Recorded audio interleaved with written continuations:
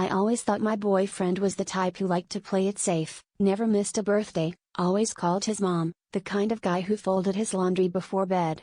So you can imagine my shock when, right after he got down on one knee at our favorite rooftop bar, I noticed the edge of a tattoo peeking out from under his sleeve.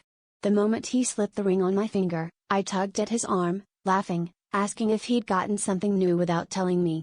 He hesitated, just for a second, then rolled up his shirt to reveal a name inked in dark, swirling script, a woman's name. Not mine. The air between us turned electric, and not in a good way.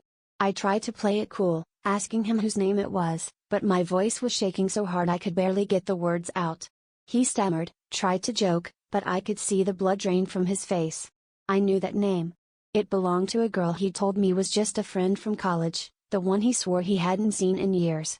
Suddenly every late night text, every quick trip out of town, flashed through my mind in a sickening montage. He tried to explain, said he got the tattoo years ago, before we were serious. I pushed, hard, until he finally broke down and admitted they'd reconnected, that they'd hung out a few times, his words, not mine. He swore nothing happened, but the way his hands shook gave him away. We argued right there in front of a dozen strangers, my engagement ring burning like a brand on my finger, both of us too stubborn to back down. I was half sobbing, half laughing, wondering if this was some kind of twisted test I was supposed to pass. The twist? I realized, standing there with mascara running down my face, that I'd known about the tattoo all along. I'd seen it once, blurry in the dark, and forced myself to forget, to trust him, to ignore the gut feeling that something was off.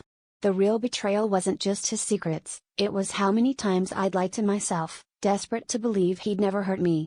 The proposal wasn't a beginning, it was a mirror, showing me every red flag I'd swallowed just to keep the fantasy alive.